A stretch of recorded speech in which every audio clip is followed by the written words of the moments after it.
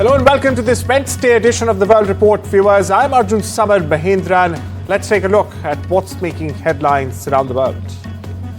Ukraine says it has reached a common understanding with the United States on a proposed peace deal aimed at ending the war with Russia. Now, this breakthrough, viewers, follows intensive weekend negotiations in Geneva, as we saw, where officials from both countries refined the 28-point plan Washington presented initially to Kyiv last week. US President Donald Trump, meanwhile, announced on social media that Special Envoy Steve Witkoff has been instructed to meet with President Vladimir Putin, while Secretary of the Army Dan Driscoll will meet Ukrainian officials this week simultaneously. However, Moscow has signaled unease. Russian Foreign Minister Sergei Lavrov has warned that while the Kremlin had been open to the original US framework, any major revisions could create a fundamentally different situation, hinting very much that Russia's support may not be guaranteed. Now, Trump has also backed away from a Thursday deadline for Ukraine to agree to the peace plan, stating that the deadline, in fact, is when the conflict concludes. Meanwhile, here's Trump for you.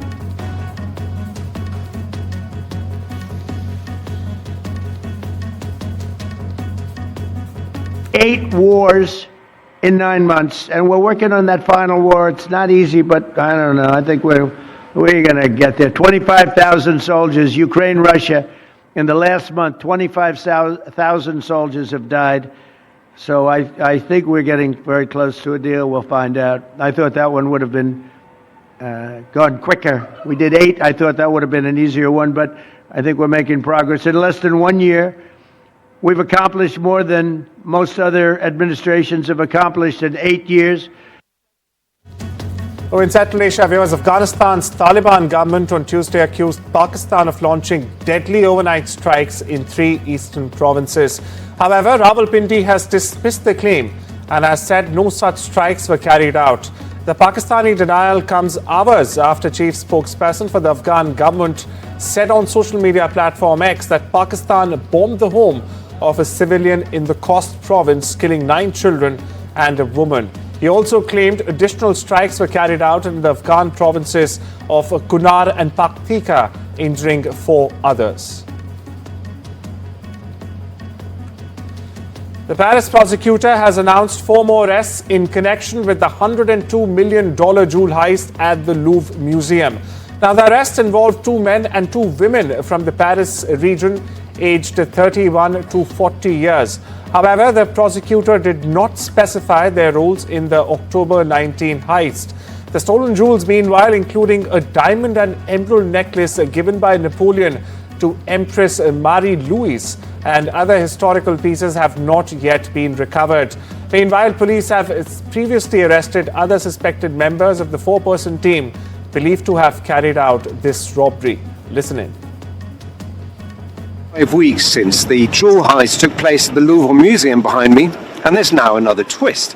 The French prosecutor's office says 4 more people have been arrested over the $102 million robbery. 2 men and 2 women, aged between 31 and 40, are in custody, though investigators aren't saying what role they played. They can be questioned for up to 96 hours. The stolen treasure is still missing. It includes priceless jewels, and police say the gang forced their way in through a window, smashed display cases with angle grinders, and escaped in under 8 minutes, slipping down a freight lift and speeding off on scooters. 1 imperial crown has since been found, but the rest of the haul is still out there as focus sharpens on security at the world's most visited museum. China has warned it would crush any foreign effort to intervene over Taiwan. A spokesperson for China's Taiwan Affairs Office stated about China's ability to defend its sovereignty. Now, Beijing views Taiwan as its own territory, while Taiwan says only their people can decide the island's future. We stay with Taiwan, where President Lai Ching-te has said that his government is set to propose a $40 billion American in additional defense spending over several years. Now, this comes as the nation looks to deter a potential Chinese invasion. Now, as Chinese pressure intensifies, Taiwan has ramped up defense spending as well. The extra spending is set to go towards new arms acquisitions from the United States and vastly enhance Taiwan's asymmetrical capabilities.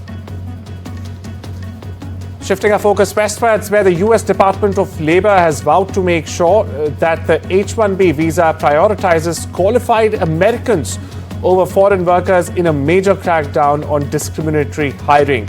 Now, viewers, this also marks a major debate or a debacle altogether over the wider role of highly skilled immigrants in the US workforce. Immigration attorney Anna Gabriel Urizar, meanwhile, decodes the implications on foreign workers. Foreign workers are still fully protected under US civil rights laws. What may happen in practice is that some employers may become more cautious with hiring because they are unsure on how to navigate the new enforcement guidance. If that caution leads to decisions based on accents, foreign names, or visa history, that will fall under discrimination and it is not permitted by law. Do foreign workers have recourse? Yes. Anyone authorized to work in the US can file a discrimination charge with the EEOC. The agency can investigate and, when appropriate, take action. Workers may be entitled to remedies such as back pay. Does Project Firewall allow for discrimination of H1B holders? No. Project Firewall is aimed at preventing H1B program misuse. It doesn't change existing civil rights protections. Employers still cannot make decisions based on national origin, accent, or someone's visa history. Bottom line, foreign workers remain protected. They continue to have legal options, and Project Firewall doesn't create any exceptions to discriminate against H1B holders. US President Donald Trump said on Tuesday that he had a great talk with Japanese Prime Minister Sanae Takaichi. The conversation came after Trump's call with Chinese President Xi Jinping amid rising tensions between Asia's top two economies. Now, Trump said the Japanese leader is very smart and very strong. Listening. Call with the Japanese Prime Minister. Right, it was great. I had a great talk. I have a very good relationship with her. I also had a very good talk with President Xi of China, and I think that part of the world is doing fine. Can you tell us about the content of your talks? Mostly trade. I spoke to President Xi about a lot of things, but trade and buying our farm products, and he said he agreed with me.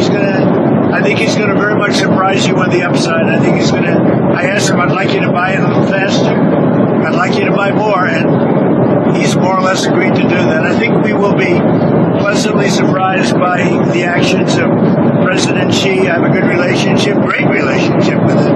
I like him, he likes me. I'm going to be going there in April. I guess you'll all be going with me, but I'm going to be going to China in April. With Japan, likewise, I just came back from Japan, and we have a great relationship. The new Prime Minister and myself, she's very smart, she's very strong, and she's going to be a great leader. Thank you very much. We shift our focus to Southeast Asia, where a fire broke through one of Dhaka's largest slums on Tuesday, leaving thousands of people homeless. Now, the blaze, viewers, started in the heart of the capital in Korail, which is also one of Bangladesh's most crowded slums. Even though no casualties have been reported as of now due to the intense fire, the slum, in fact, faced a huge power outage. At least 19 fire tenders, meanwhile, were sent to tackle the inferno, while the cause of this fire is yet to be determined.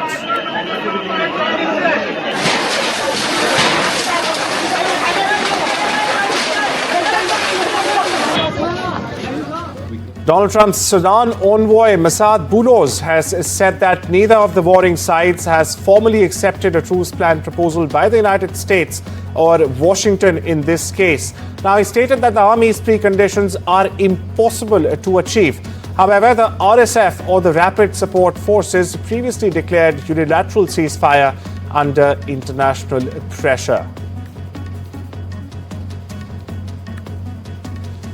Supporters began to gather outside police headquarters in Brasilia on Thursday. Now, Tuesday, this as former President Jair Bolsonaro started to serve his 27-year prison sentence for leading a coup attempt. Now, this attempt, viewers, was designed to keep him in office after losing the 2022 presidential polls. Bolsonaro will not have any contact with other inmates at the federal police headquarters in capital Brasilia. Meanwhile, his lawyers wanted him to be on house arrest due to his deteriorating health. According to federal police, meanwhile, his 12 square meter room has a bed, a private bathroom, air conditioning, and a TV set with a desk. Meanwhile, here's how supporters and critics of Bolsonaro are reacting. Acho que hoje é dia de a gente poder respirar e dizer que a gente segue em defesa da democracia. Acho que esse brinde é por todas as vidas, é por defesa dessa democracia aqui no Brasil que é tão jovem, mas que a gente não abre mão dela. Obviamente que a gente quer mais mulheres negras no poder, a gente quer mais pessoas, mais diversidade, o rosto do Brasil, mas a gente não abre mão da nossa democracia, porque é sobre as nossas vidas, né? Então... E eu estou aqui indignadíssima o que aconteceu com o nosso presidente, o presidente da vida, moço. Isso é uma injustiça. O que esse Alexandre de Moraes e toda aquela corja dele estão fazendo com o Bolsonaro. Bolsonaro é um homem íntegro, honesto, é um homem família, sabe? Essa esquerda virou a cabeça dele de cabeça para baixo, não achou nada de errado no cara. Isso é uma perseguição política. Thousands of Chinese tourists have cancelled trips to Japan earlier this week. Now, this comes after tensions between the two countries recently escalated over Taiwan.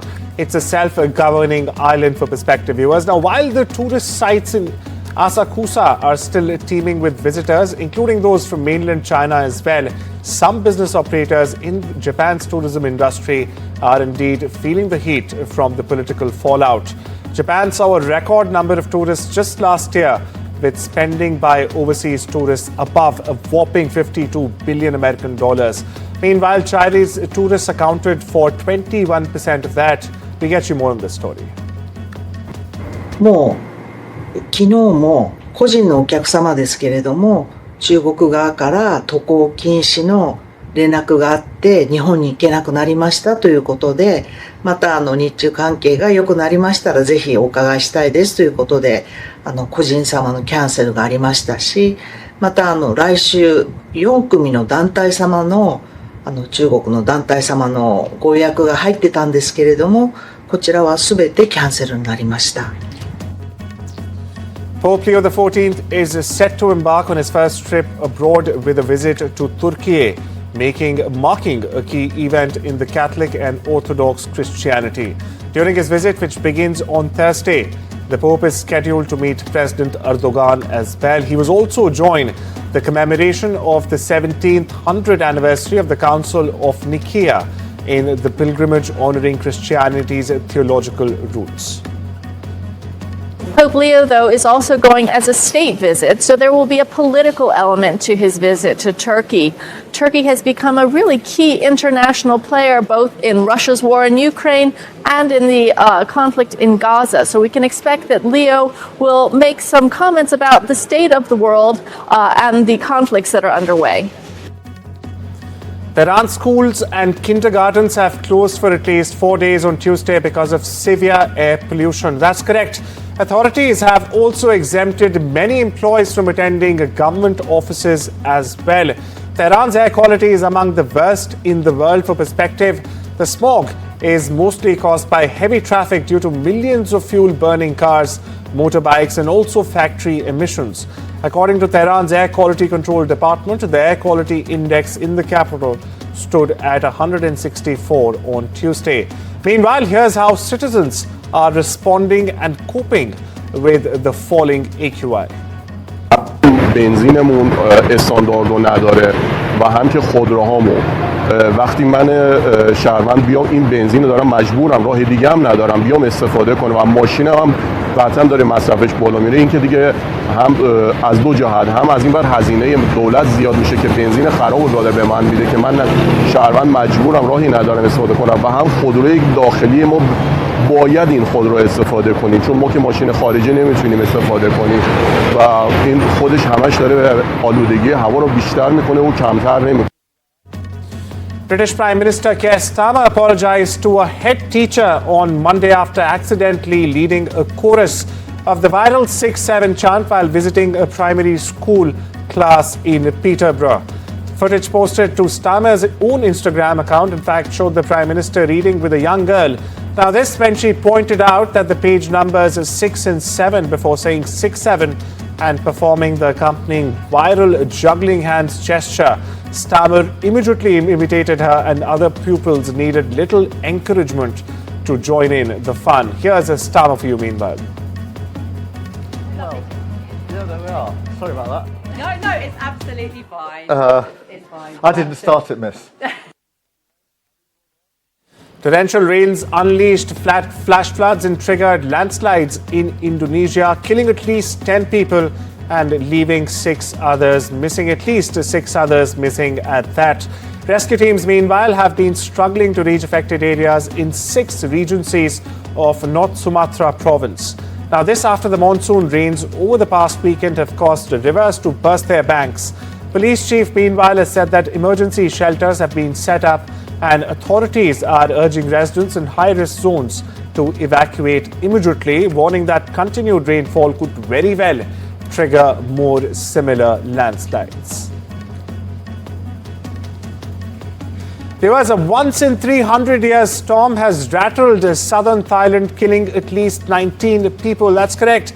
The heaviest rain was seen in the very center of transportation and trade in the Songkhla province, Hat Yai city. According to the country's Royal Irrigation Department, the city recorded its heaviest rain in over 300 years. 9 provinces, by the way, across southern Thailand are still flooded, affecting more than 127,000 households. Meanwhile, vehicles and houses remain submerged, as you see on your screens right now, while rescue operations remain underway.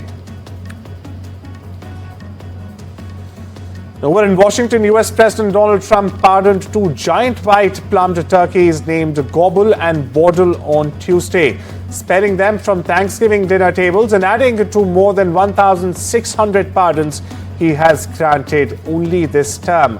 We leave you with this.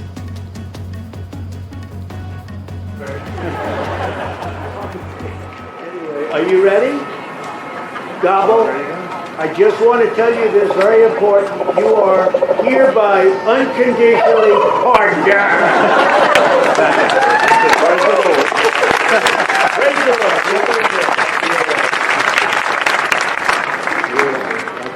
Beautiful. That's nice.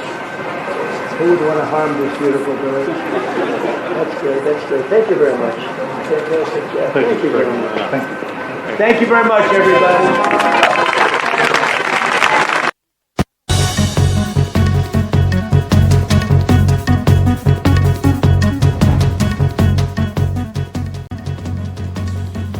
Welcome back, viewers. We now shift our focus to the UK, where the London Fire Brigade has said that a fire is being burning through a building in West London. It was thought to be storing fireworks. Meanwhile, emergency services have declared a major incident with some 150 firefighters and 25 fire engines on the site as we get you this broadcast attempting to quell the blaze in the 2-story building in Southall. Now, the fire brigade said 3/4 of the structure, consisting of a warehouse and a retail space as well, was on fire. And viewers, it's a big day for world cricket and an even bigger one for Team India. Why do I say this? Well, the ICC has finally dropped the full schedule for the 2026 T20 World Cup. And right at the top sits the blockbuster everyone wanted and in fact has been waiting for and always waits for: India versus Pakistan on the 15th of February. That's right, with Rohit Sharma and Harmanpreet Kaur unveiling the fixtures in Mumbai, the countdown to a home World Cup has officially begun. Meanwhile, we leave you with this report underlining how the tournament is shaping up. Take care and have a wonderful day.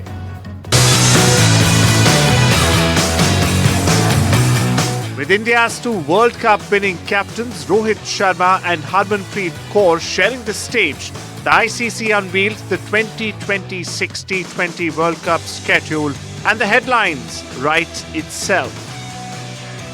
The men in blue are due to begin their 2026 T20 World Cup campaign on the 7th of February in Mumbai as they square off against Team USA. Meanwhile, the finals will be held in Ahmedabad or Colombo on the 8th of March, but the most important encounter is slated for the 15th of February in Colombo. And no marks for guessing, it's against Pakistan. India spreads its campaign across 5 marquee venues.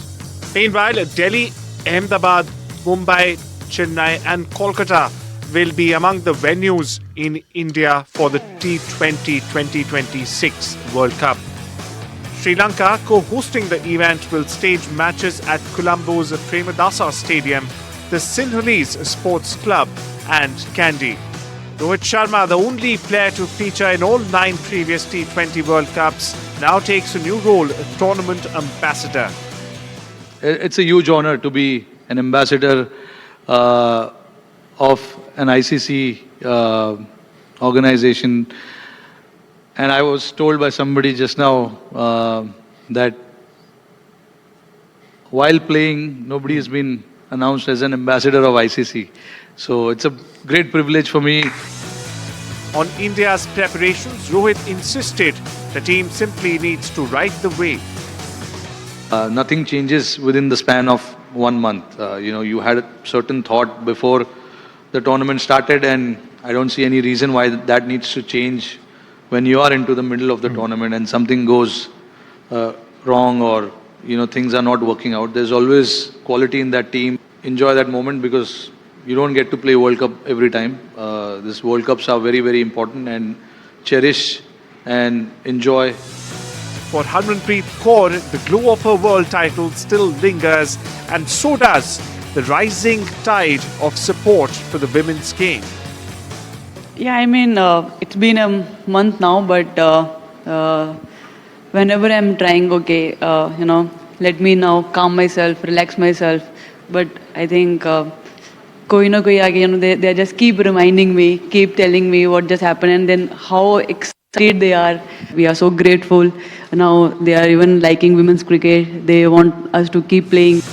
India's T20 skipper Surya Kumar Yadav says the squad is building nicely ahead of a home World Cup.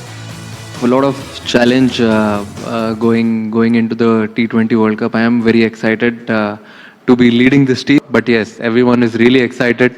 Playing in India, I'm sure it will be a different feeling, and leading the T20 side in India. Moments after the official announcement of the World Cup schedule, the opposition has lashed out at the ICC for showing favouritism. Ahmedabad will be hosting the World Cup final for the 2nd consecutive ICC event home. Thackeray asked why the traditional venues are not being prioritised over the new one. The 10th edition of the ICC T20 World Cup was announced. Few important highlights. Number 1, India will be playing its arch rivals Pakistan in a group stage match on 15th of February in Colombo. And secondly, India's World Cup winning captain Rohit Sharma has been announced as the ICC brand ambassador for this mega tournament. With camera person Himanshu Kumar, this is Anuj Raid reporting for NDTV from Mumbai.